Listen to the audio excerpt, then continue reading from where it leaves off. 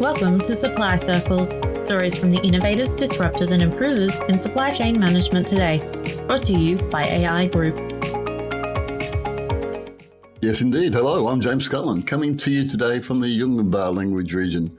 And this is the Business Improvement Podcast that asks the question, how can we in Australia create supply chains that are resilient and sustainable at a time when we're implementing the 3 Ds: digitalisation, decarbonisation, and the diversification of our risk profile, especially in our extended supply chains. Each fortnight, I delve into different sections of the end-to-end supply chain. I chat with fascinating and interesting people, and we try to have some fun along the way. Let's go back to basics for this episode. Let's talk about how do we create resilient and sustainable supply chains. This episode is one of a series within the podcast called Dispatches from the Frontline.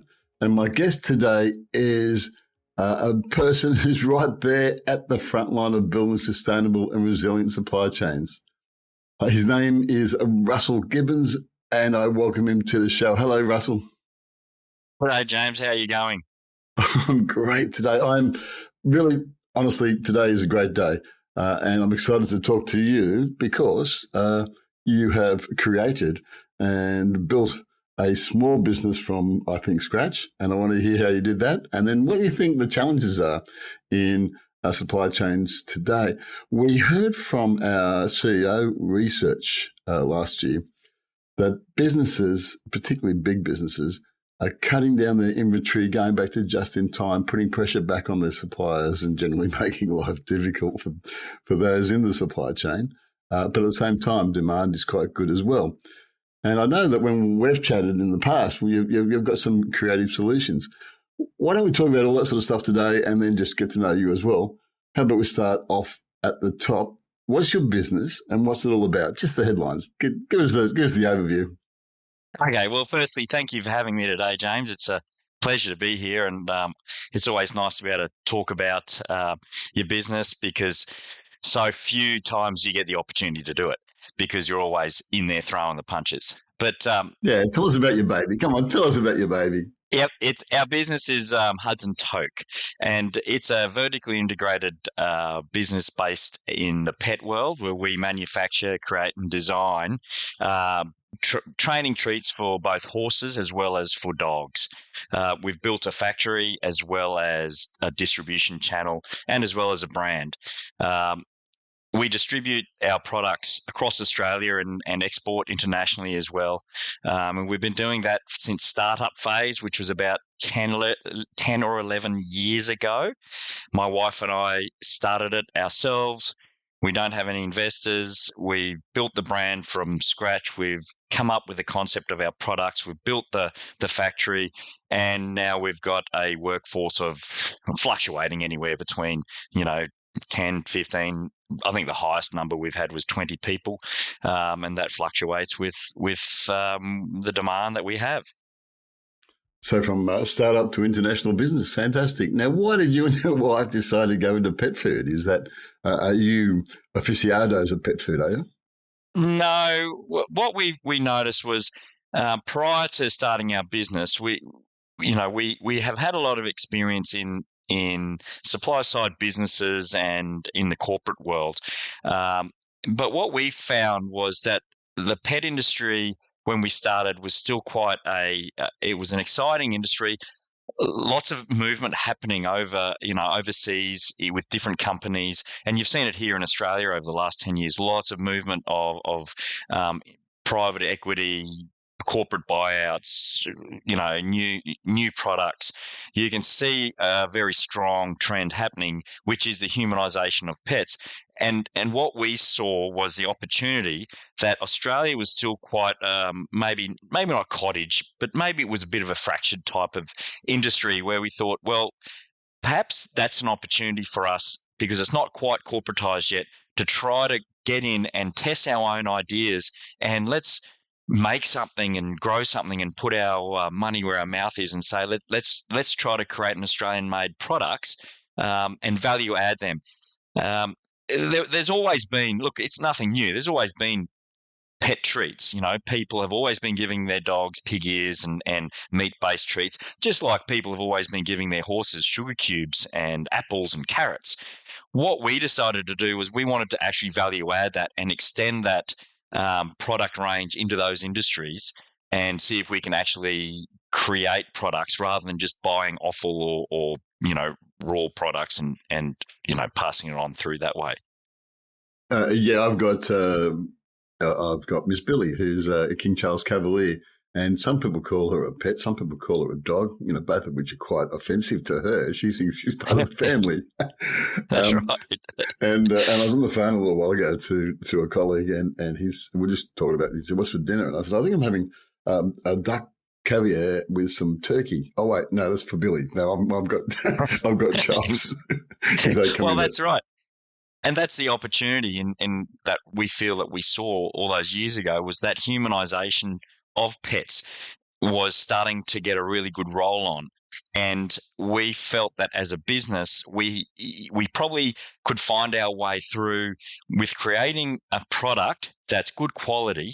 And it's not that the existing products weren't good quality. We just felt that we could make another good quality product, but at the same time have it as a consumable, but not perishable, and move into develop a brand. And then from there, once we've established our brand, the idea is was and still is to then extend that brand into other areas.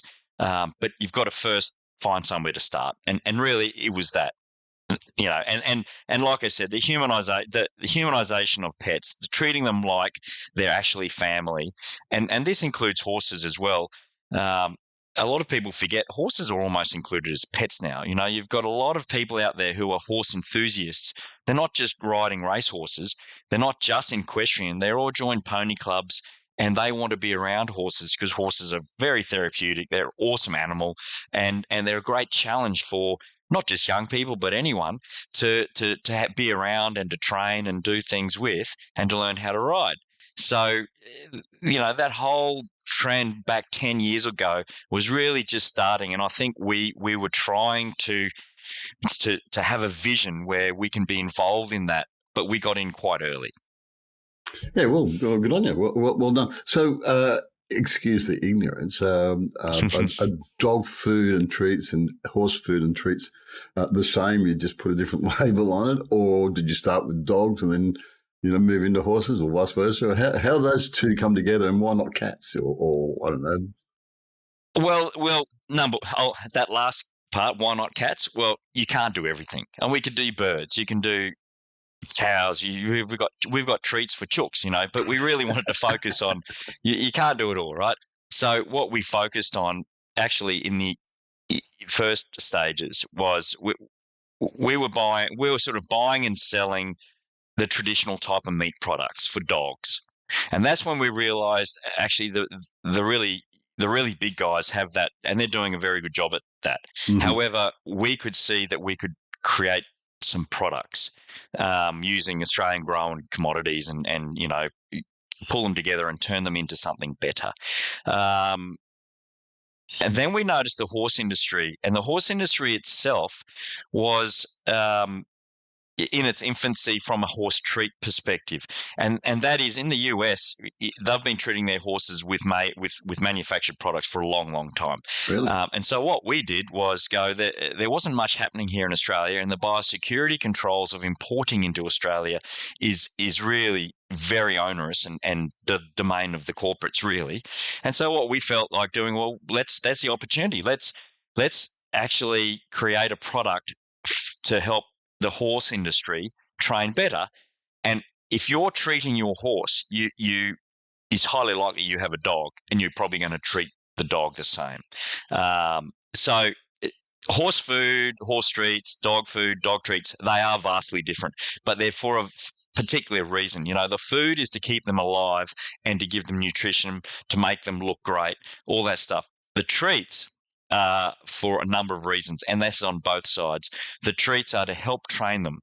The thing about the trend of us as humans bringing pets into our homes, it means we're around them a lot more, and by virtue of that, it means we expect better behavior, because you can't have dogs running rampant, you can't have horses, things like that. But you can't break in horses anymore with spurs and whips, and nor should you. You have to do it in other ways, and there's ways of training them. But food rewards is a really good way of training them in a way where you both get the time to spend with your animal. You get to work on those bonds, and let's face it, if you're treating a dog or a horse or a cat, you have a affiliation with that animal. You're a dog person, a cat person, a horse person. You love those animals. So spending time with them is highly likely to be very valuable to you, to your, to your very soul and to your family. So the treats allows that close proximity behavior. You start training your animals, and you start creating those emotional bonds between owners and pets, and it's good for the whole family. I'm so impressed. I just think it's fantastic that you've been able to identify a very, very clear market and then enunciate that market clearly. When you're a consultant, you're working with people who are trying to build a brand, and getting them to verbalise specifically who they see their market is very hard. But that's great going. Well done. Huds Toke. Thank you. Huds Toke is the name of the business. Yes, that's right. What's that mean? Have you been sniffing the dog food or what? What happened? So what we did was we tried to start, when we started the business, what we tried to do was think about, let's start with a brand, because the brand in our eyes is vitally important, and it's that one opportunity you get to create a true asset from nothing. And it's very difficult to do. It's a very long process. It's definitely not a get-rich-quick scheme, James, so I wouldn't say that. But how we came up with it was, we decided, let's work out a brand that firstly is very unique, so you haven't heard from it. Secondly, the words, it's English. However, if I say Huds and Toke, you don't have a vision in your mind about who they are. Yeah, you don't have, and like if I go, Marty and Jack, maybe people know a Marty who is an inappropriate uncle that behaves badly at the family barbecue. Maybe you've got a mate named Jack who is a really hilarious guy. I don't know, but in your mind you can see them. We wanted to control that mind's eye. We wanted the opportunity, and we still do in the future, to be able to say to you, Huds Toke, well, what is that? Well, we can create stories in your mind, and we can get you thinking about it the way we want you to think about it, rather than have preconceived ideas. But we wanted you to feel like those words you've heard of before. Okay. And that's how we came up with the name Huds Toke. The brand we've done is it's sort of got a shield. It's almost regal, but we wanted to portray with the actual brand of Huds Toke the fact that we're a premium business. Mm-hmm.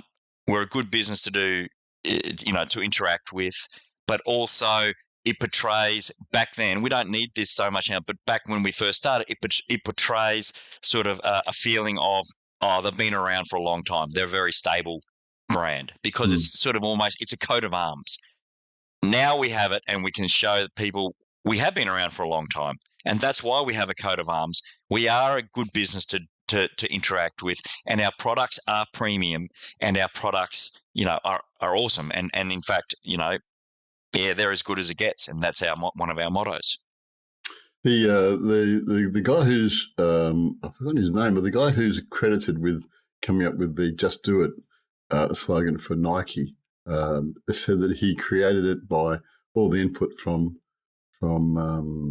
again the guy who started Nike, Knight, and so they enunciated who they were going after, but they were trying to find a tagline, and he said he thought of it when he was doing a continental flight across America, sitting in business class late at night, and he was just trying to find words, and they eventually came up with "Just Do It." By the way, what it means, "Just Do It," is they couldn't compete with the big sports shoes, so they said, what our target is housewives who are busy, and they've got to cook dinner, and they've got to get the kids ready, and they've got to look after their husband.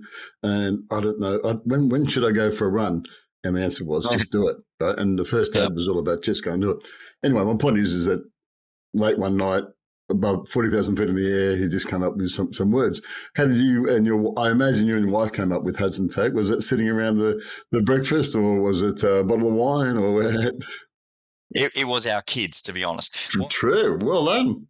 Yep. As the branding part of the business to start with, we felt we started. So we got a branding consultant in, or someone who was much smarter than us. And we told him all this input. This is what we want. This is how we want it. This is what we want to do. And he was great to a point. But every idea we came up with was just crap. And so, and in the eyes, it was not going to work. And we were sitting around the dinner table, really, and we just basically threw everything in and went, you know what, we're not branding people. Let's just make something and just. And then we heard our kids playing with, and our kids were very young back then. So, they were babies. They could talk, but they were young. And they had this whole world of imaginary dragons. And Huds and Toke were the two lead dragons. Wow. And then there was all these other dragons, right? And we all had our dragons, and the kids would play with their imaginary dragons. And we were sitting there quiet going, oh, we're defeated. Like, we're not branding people. We're not marketers. We don't know what we're doing. And our kids were playing with Huds and Toke. And it was their imaginary dragons. And we went, well, we can't come up with the idea. Like I said to my wife, Emma, I said, listen to it. Like, they're playing with the very things we're after. We've paid someone a bit of money to come and help come up with it. It's too difficult for us. The kids are playing with the very things that we're looking for. Words that you think you've heard, but you haven't. An idea. It's a family business. And we went, we can't come up with the idea. Let's run with that. Let's have a go. Huds and Toke. That's fantastic. When I was a kid, they had Puff the Magic Dragon, and I was a recalcitrant child, and I thought it was a stupid name. I kept saying to my mum, what kind of name is Puff?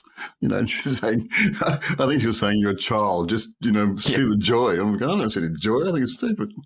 But I like Huds and Toke, and I'm going to laugh about that forever. Well done. How does it work? Let's talk some business. How does it work between you and your wife? You're the two shareholders, are you, or is there other people involved? And how do you break up the responsibilities?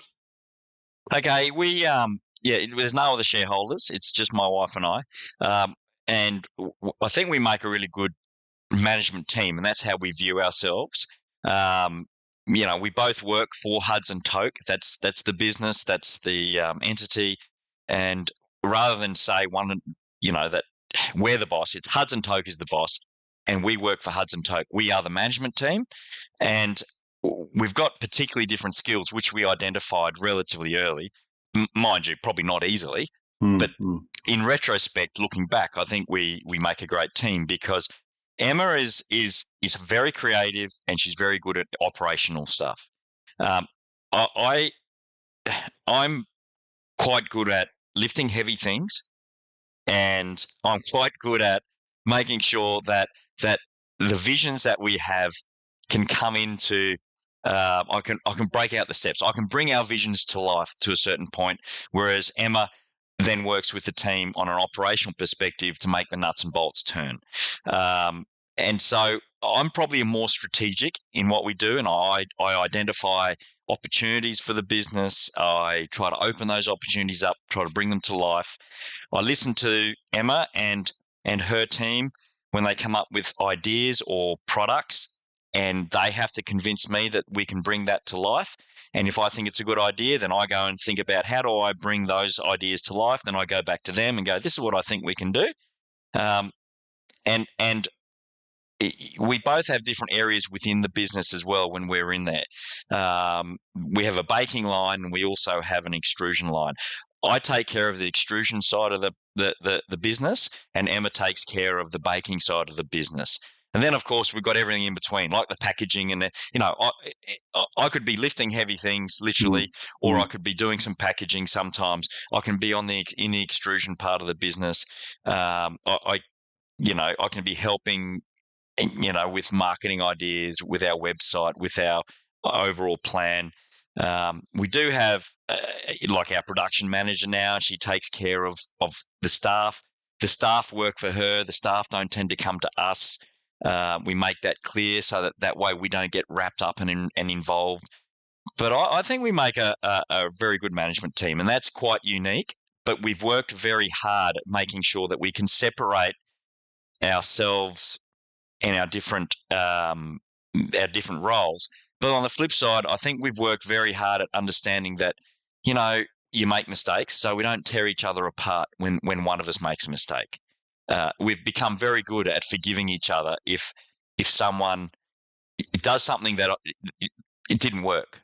We've become very good at letting that go, rather than try to be all controlling. You go, well, I couldn't have done any better, so it didn't happen. But let's try it another way, and we try to keep future focused rather than focusing on all the problems that we have. Because as a vertically integrated manufacturing business, we have lots of problems.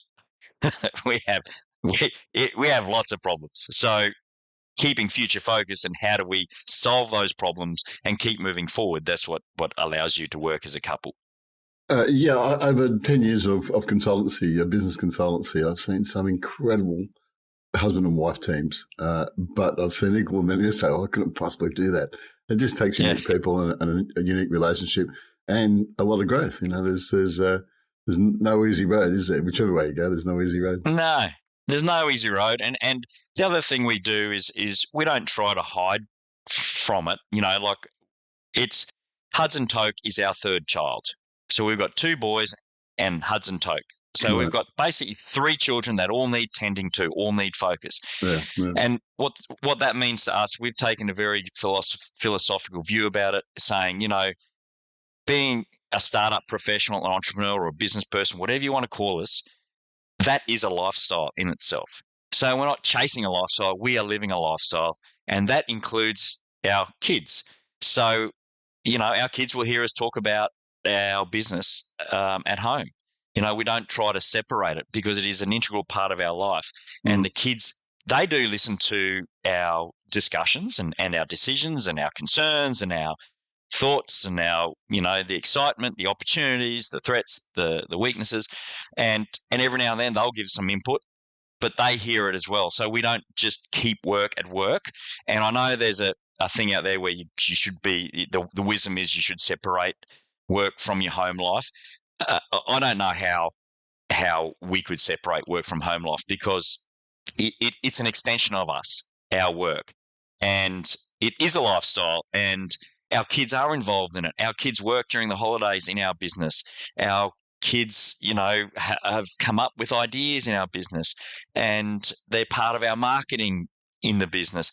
So I think by embracing the fact that we are living a lifestyle, and it is part of what we do, you're not trying to separate it. You're not trying to run away from it. And that's my perspective. Yeah, I think to a large degree, the idea of you don't bring your personal life to work is a thing of the past. It's back to when we were kids. Now is a case of it's all part of your life. You've got to spend a significant amount of your life at work.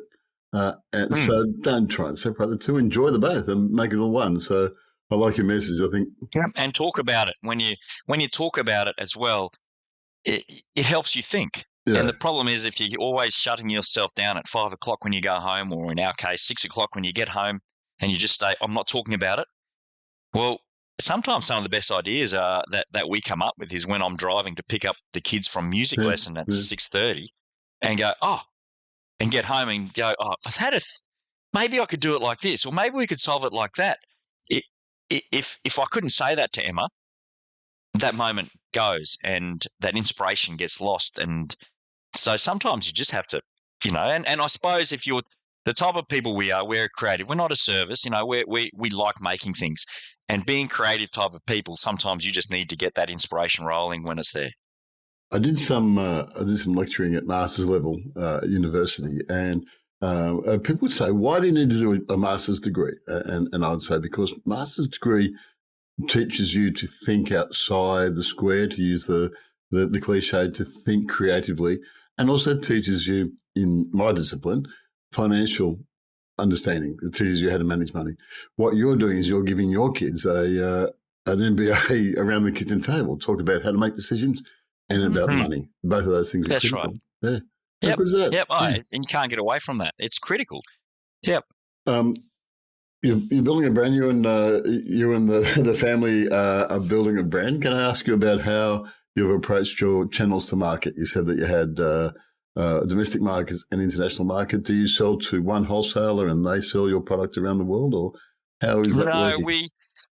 we have multiple distribution channels, and that includes B2C, which is our website. Um, we have our own distribution channel based in the independent market with pet stores and produce stores and cafes. We also have wholesalers who probably, we work in, who we probably come across within that market, but we're very careful with our wholesaling partners who are wholesalers, or I should say distributors. If we're not trying to be a distributor, but we do have, and we can't shy away from it, we do have a certain amount of customers who we built over the last 10 years ourselves trying to establish a business. We need our distributors to grow. So what we do is we just say to them, look, we're open. These are our customers. These are the customers we have. If you come across them or whatever, just communicate to us. We're a very open business. We communicate very well. And so we're making sure that we're not undercutting people where, unnecessarily here or there. On top of that, we have our bigger distributors who like to take some things overseas. Our corporate partnerships we deal with directly. You don't use distributors to deal with those corporate partnerships, and that includes some of our stuff overseas. We've created those relationships. One of note, which has been interesting, and we've got a bit of media out about that over the years, is our Krispy Kreme doggy donuts. The Krispy Kreme Corporation, both here in Australia and the US, we've worked very closely with them, but we manage that relationship. Oh, so they're not after you. They're not telling you to close that down. You're actually working with Krispy Kreme. Oh, we served their entire North American network. They came to, they sort of, we came to them and pitched. They came to us and said, we have an idea, but we don't know what to do. We don't know what idea we've got. And we went, well, let's sit down and work about it. Because although we're a vertically integrated business, we're not a contract manufacturer. We will collaborate with bigger brands. So if you can show us, that we can share, we can share in the upside of the marketing, well, we're happy to collaborate. So with Krispy Kreme, we did a co-brand thing for International Dogs Day and did doggy donuts, and we manufactured them and sent them to the entire North American network for a couple of years, and this year we're also Australia and New Zealand, and last year we also served their network in the UK, Scotland, and Ireland as well. So we've got some good international exposure, and that was very exciting. But we tend to try to manage our exports by us finding those relationships. We're still a very small company, James, and not many people seem to want to come out and say, we want to use you. A lot of people want to come out and say, we want you to make just for us. But it's getting our brand as well, because that's important to us. And come right or wrong, we're probably not in the great big chains because we are focused on our brand as well as our products. And I believe you make great products, that's awesome, but we also want recognition, and we're happy to collaborate with people, but that can sometimes get a bit difficult. So that's why we manage it ourselves. Yeah, a fascinating answer, because omni-channel is the buzz. We need to find multiple ways to market, and yet we know from talking to people like you that there's plenty of channels that say, no, we don't want you being involved in Omni. We want you to come through us, and you've got to balance it some way.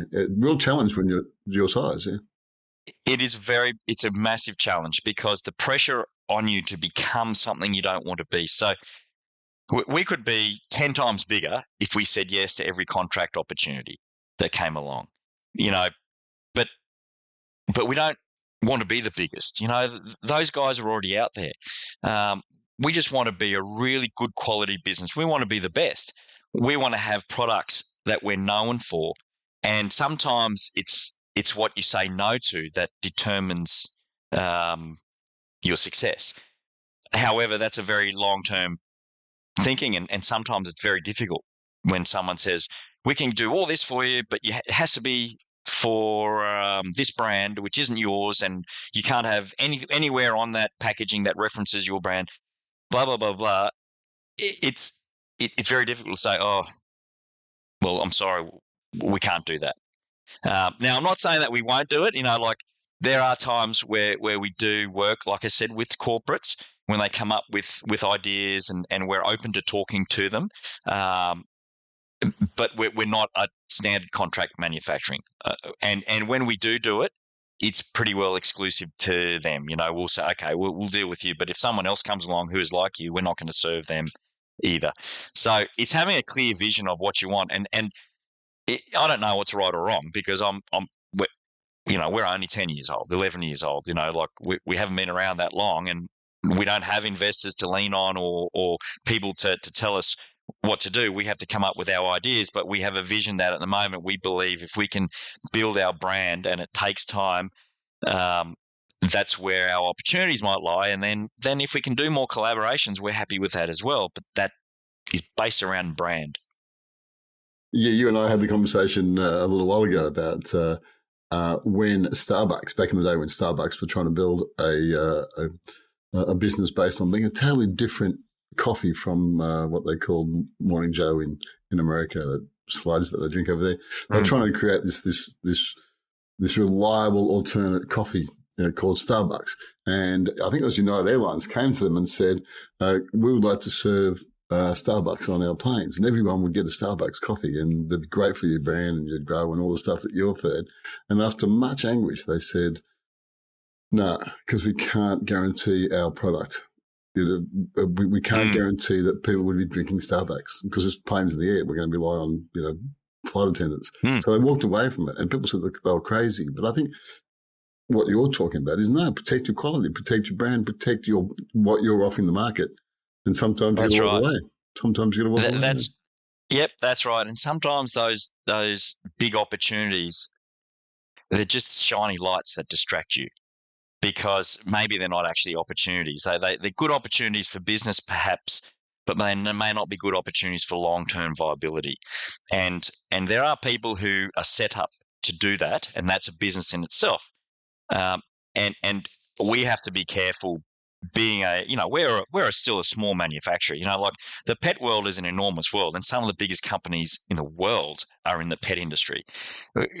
You can't be delusional either. Sometimes you got to realize that sounds great. I'd love to do that, but I also don't want to put our long-term viability at risk, because we're just not set up for that. And I know people say things like, you got to bite off as more than you can chew, and chew like hell, and all that stuff. Well, that's true. And I think we do that all the time. But there's also a point in time where you don't want to choke either.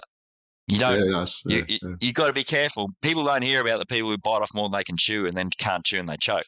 Yeah. And it's a fine line.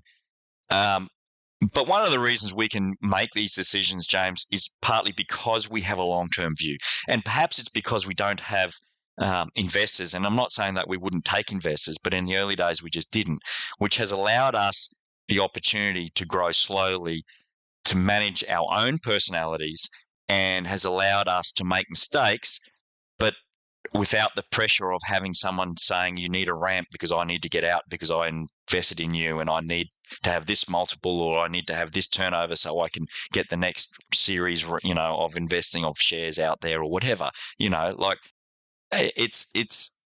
it's a double-edged sword. Sometimes you need that push, probably. Maybe if we'd taken investment earlier, we'd probably be a lot bigger, and we would have had resources that we've had to develop ourselves. Conversely, we have a very good, clear picture of our business now, and we've learnt so much because of the hard days that we've had, because of the hardships we've had to try to make it through, and the problems we've had to solve on a shoestring. If it was easy, everyone would do it, Russell. Yeah, that's right. But it's certainly easy if you can clearly identify and enunciate your market, and clearly and identified what your end goal is, where you're getting to. And they're two questions that I find many, many businesses struggle to answer. And certainly difficult to answer as clearly as you have. More power to you. We'll take a break and come back in a minute. Before we go, quick story. You're talking about how we train our animals using food. I lived years ago. I lived in a house in Canberra when I was managing a business in Canberra with a bunch of mates. It was just a bloke's house because we were all young. And I came back from Sydney and walked in, and my good mate Bruce, hello Bruce, he said, "Hey, I've taught my dog Jessie a trick. What's this?" And he would make a sort of a barking sound with his fingers and thumb, like an open jaw opening and closing. And Jessie would bark, and so Jessie would then get a treat. Fantastic! It was great fun. I said, "Oh, good on you." And he said, "Yeah, I did it all day. It's been fantastic. I can now teach my dog to bark on demand. It's fantastic. All I do is his hand movements. So, yeah, good on you, good on you." A little while later, I'm having a beer out the back, and John, his brothers are different. Brothers came out, and his brother John came out and sat down and say, "Hey, do you see the trick that Jessie taught my idiot brother? All he's got to do is bark and he gets fed." Yeah, that's right. Yeah, well, yeah. Who's the pet? We don't know. That's right. Yeah, who's seen the trick Jessie taught my idiot brother? Yeah. That's right. All right. That's a great story. Hello, Bruce, and hello, John. Take a break, and we'll be back in a sec. The largest Australian workplace changes in over a decade Underpaying workers could result in crippling fines. There'll be new rules about when a casual employee The laws are has the right employees will have the right to disconnect. Workplace laws are changing. Pay attention or pay the price. Safeguard your business with Australian Industry Group. The legal experts at Australian Industry Group will help you navigate the new legislation and prepare your business for the changes. Become a member today at aigroup.com.au. I'm talking with Russell Gibbons from the delightfully named Huds Toke, and I'm going to be laughing about that. Well, all power to your kids. Hey, you said you're a vertical integration business. How vertical are you, and how integrated is it? Do you run your own manufacturing, or what are you talking about specifically?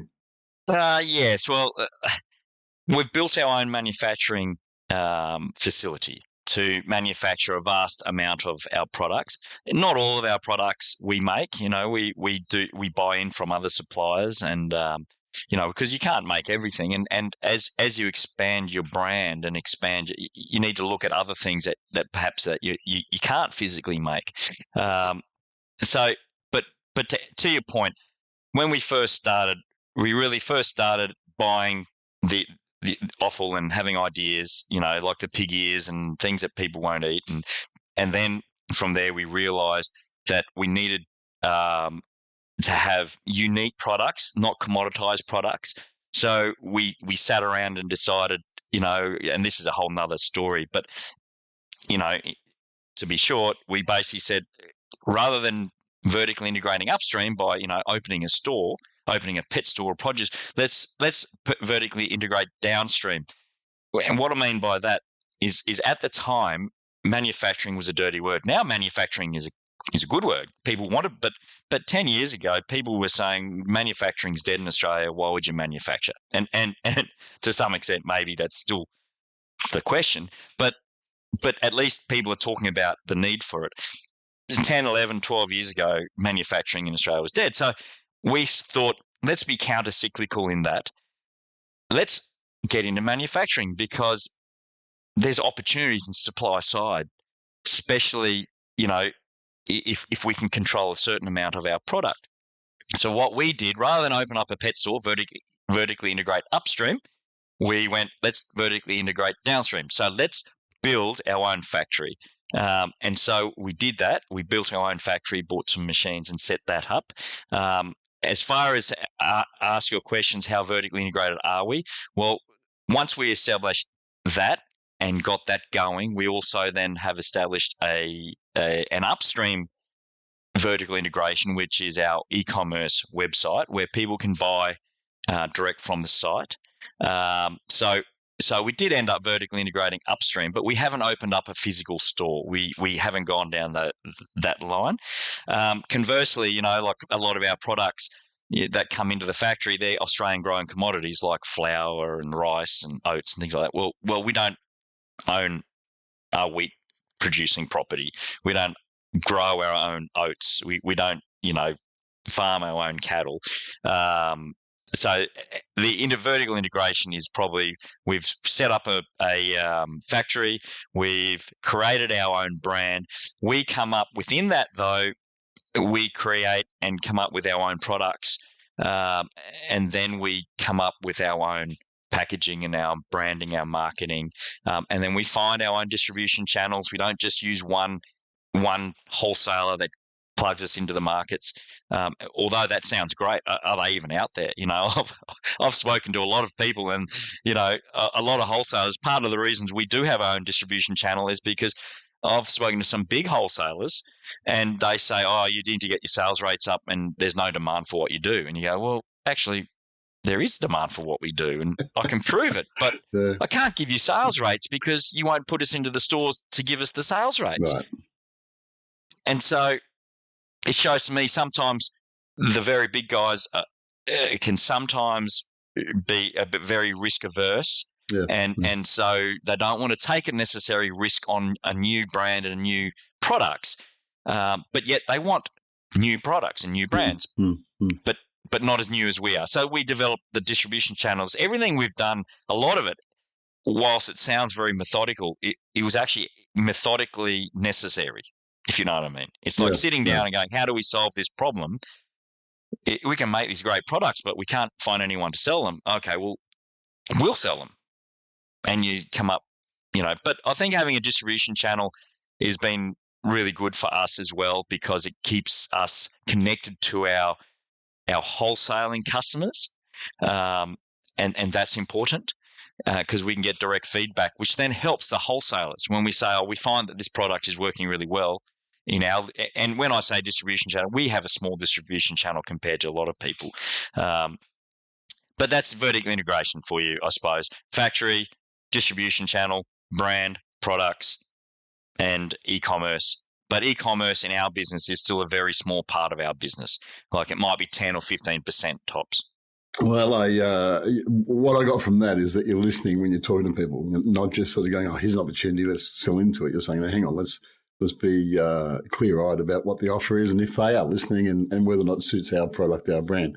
And one that I would encourage everyone who's listening to do that. I reckon. And sometimes not all mushrooms in the backyard are worth picking. Not all opportunities are worth, taking advantage of. And if you have, and I've had this in the past where we've had a good opportunity from a business perspective, but the person we're dealing with, I had a bit of I suppose a clash, for want of a better word. And I know I could see what was going to happen in the future. And if you can see storms on the horizon, why sail into it? And so we said no to that opportunity because I knew the person I was dealing with didn't really like me. And I found that person very difficult as well. And this is in the early stages. We hadn't sold a thing to them yet. This is just us talking about the opportunity they could present to us. And I remember saying to Emma, I sat down and went, I just think we don't get along. And we're going to have a problem down the track because either they're going to blow up or I'm going to blow up. And it may be not worth that, Yeah. So we chose not to go ahead with that. And that proved in that case, we proved to be quite right. Sometimes personalities, mean a lot. And I know we're not a very service-based business. We're quite transactional because we have a product. You want to buy it for a reason, blah, blah, blah. But in the supply chain, it's still about personalities. And sometimes if you have a clash with personalities, it doesn't matter what systems you've got, it's going to be more difficult than it needs to be. And you have to ask yourself that, does it need to be more difficult than it needs to be? Yeah. It's difficult enough as it is. So be clear-eyed. It's called a relationship for a reason. It is a relationship, Yeah. And farming cattle, growing oats, and operating a retail store, you don't need those headaches, my friend. All of those are big headaches. Leave it to the specialists. That's right. That's exactly right. We're going to run out of time. Let's talk about a few things. One of our D's is the decarbonisation of the economy. Packaging's a big deal of that. How are you approaching your packaging? What influences are you hearing? What pressures are you getting? What's going on with packaging? Well, I know that the Queensland government and I dare say the federal government, they have some packaging rules coming in place. Single-use only packaging is getting difficult. I try to stay up to date in that. Packaging is a very difficult question because the end consumer demands packaging. The corporate world demands a certain level of packaging just to get into their networks. So you're sort of stuck between a rock and a hard place. However, to answer your problem, what am I doing about that? I'm just looking at all opportunities I can with regards to it. Now, I do know I recently spoke with a really interesting lady involved in chemical engineering, and we were talking about the opportunity for starch-based packaging. So I'm trying to find opportunities because being a brand and being our type of business, we need packaging, and so it's one of my difficult questions is how do we address the packaging issue? There's lots of other issues we can address, which I can see a bit clearly, but there are some interesting biodegradable packaging options coming out now, and I think the more we discuss that, the better. But the big issue with packaging is that consumers demand a certain professionalism in their packaging, and then the big chains demand certain professional packaging, and it's hard to get. Yeah, it's not a single answer, is it? It's not. There's multiple inputs to it. Yeah, and little businesses like us don't have the R&D budget. We can talk to people about it, but we don't have the R&D budget to come up with solutions. All we can do is talk to people who are working on solutions and go, okay, we can identify a potential solution down the track. Let's keep that pathway open, and then hopefully we can move towards it because biodegradable packaging would be an awesome place to get to. And I'm sure we will. We'll get there eventually, but absolutely. I wouldn't suggest that you go racing into the future ahead of everybody else. Just go with the pack. No. Yeah. You mentioned budgeting before. The founder of Nike, by the way, is Phil Knight, and he says in his book, Shoe Dogs, that the problem for Nike that he had for a long time was cash flow. No matter what would happen is that he'd sell more shoes. He'd sell 1 million shoes in a month, and then he'd have to wait to get paid. And somehow or other, he's got to order another 1 million shoes. And they'd say, well, you need to pay me. And he said, well, I can't really pay you because I've just sold, but I haven't been paid. And, a constant hassle. I imagine it's a problem for you as well with those omni-channels. How do you manage your cash flow? How important is it to you? And have you got any great insights for the people listening as to how to survive?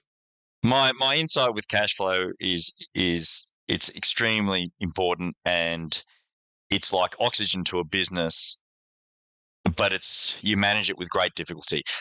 We protect it as much as we can, but you have to be a realist as well. Certain people, certain large businesses will only pay you within a certain amount of time, and you have no power over that. And if you want to take part in that opportunity, you have to be able to wear that 60, 90 days, whatever it is they decide that.